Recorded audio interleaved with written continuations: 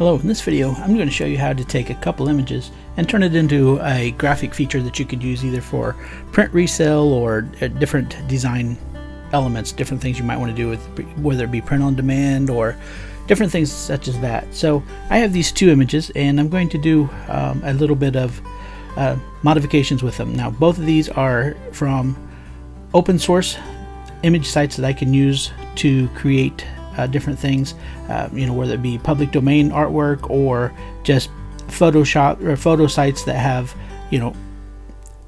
public access to these images. So what I'm going to do is I'm going to use this image here. This is the output size that I want.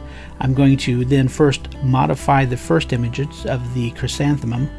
So I'm going to place embed, and I'm going to grab that first image, and we'll see of course that it's much smaller than we need, but it's a high resolution image, so I'm just going to enlarge it to fit the screen. I just want to make sure that I cover everything here, and I will need to rasterize this image because I can't do any modifications to it currently. So I'm going to just right click and scroll down to where it says rasterize layer, and then I'm going to come over here. Photoshop has some really cool tools in it. So I'm going to just come in here over here and what's called content aware fill, and it's going to fill in that area there. So I'm going to click apply. Let's see, it already filled in that space. It has a little bit of coloration issues, but it's close enough for what I need it for. And then I'm going to do the same thing on this side, so that I can fill this in to be the full size that I want. So I'm just going to go back up to edit, content aware fill, and I created a new layer, didn't I? Okay, so I need to go back to this layer here and then do it again. I created a new layer when I did the other one, so I should fill that in here. You can see it spinning around down here. It filled it in, so I'm going to click OK. And now we'll probably have 3 layers. It's applying that to it.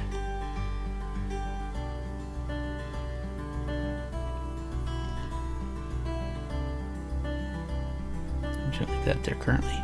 So we have that there. And we do have 3 layers. So I'm just going to use Command E to merge those down so it's 1 layer. And I can actually get rid of this background layer because we won't need it as well. And you can see how we have the full width now, and that doesn't look bad itself. So the next thing I'm going to do is bring in our other image. As you can see here, we have our background image. I'm going to bring that in now and place embed again, and I'm going to grab that image here, which I just grabbed this image from unsplash.com, and I'm just going to use it to fill the background and make it the size that I need. Now you can fiddle around if you want it smaller, want the pattern, the herringbone pattern, to be a little bit different. If you wanted it to be a smaller pattern, you can work on the repeat yourself, whatever. But for what I'm doing, this works just fine. I'm going to change the blend mode to, I think it's just you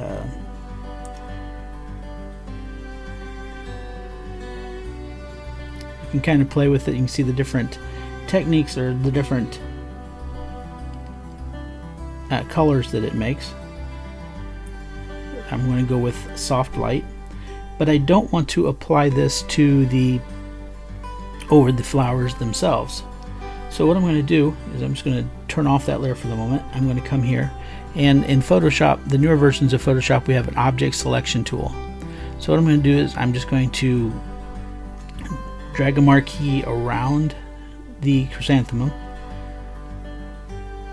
and it'll search for the edges for me, and it'll come pretty close actually, with us having it's a variegated background behind it, but you can see that it actually came pretty close. We have some sections in here that that it's pretty tight on, and we'll take care of that in just a moment. So what I'm going to do is I'm going to actually edit and copy, and go ahead and clear my selection. And what I want to do is I'm going to turn back this layer on, and just so that I can see in the background, edit and paste, and And you can see I didn't paste exactly over the top of the other. So I'm going to zoom in a little bit so we can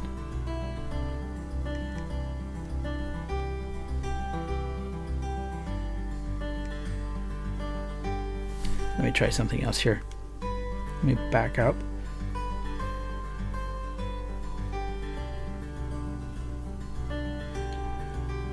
Try one other method on this real quick. I'm going to use this method again.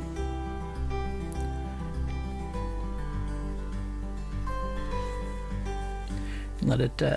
Now you can copy, or you can. I think that's what I did before. Was because if I cut it, it's going to cut it out,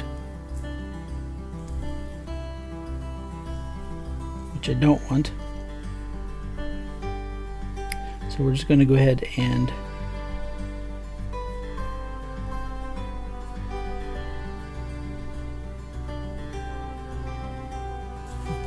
we'll just have to deal with it then. I'll move this down so that it matches up.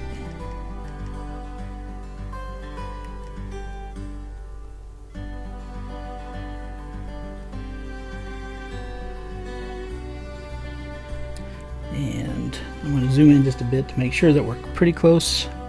I think that we are.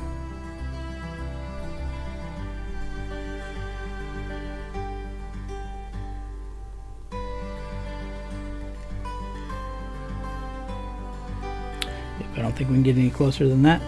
So what I'm going to do here is turn on our background. We have this image here. We have that. So what I want to do is I want to move this on top of this one. I'm just going to drag it on top here, and you can see that we have a a nice overlay of what we've got going on here. I guess I didn't need to do that moving and all that because we don't have to worry about that because we're going to cut some of this out.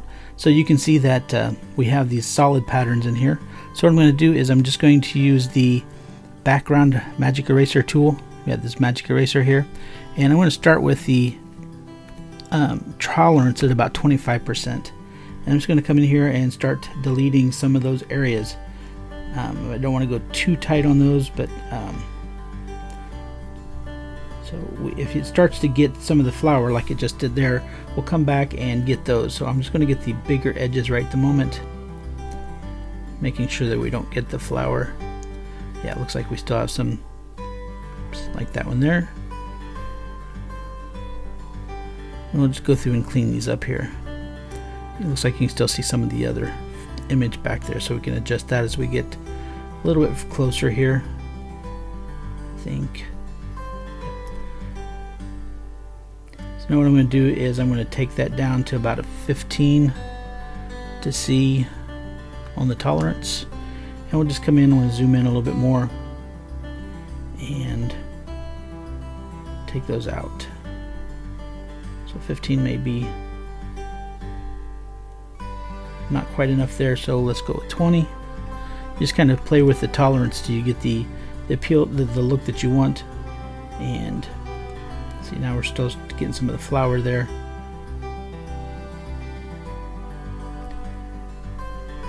And of course, with the pattern behind it, it's really hard to tell, but 25 just a bit more because I want to get, there we go. Still want it a little bit sharper, but I don't want to. Some of that's actually, let's move our flower down a little bit more because we're seeing some of that back there. So I'm gonna just nudge using the arrow keys, nudge that down. That's what we're seeing some of the background image of. There we go. That cleaned it up nicely. So that's what I was fiddling around with earlier. So we'll go back to our magic eraser tool and clean this up some more. So that was too much. We'll try the 10 there. And it all depends on how clean you actually want to get these edges yourself. Depends on what you're wanting. You know, this is a really high scale. As you can see, we have it, I think it's like a 7,000 by 7,000 because I'm going to use this actually for a shower curtain, believe it or not, for a print-on-demand store that I own. So we can go in here and just kind of clean these up. And, you know, depending on how close you want to get it, see, that was way too much. Let's cut this down to 15.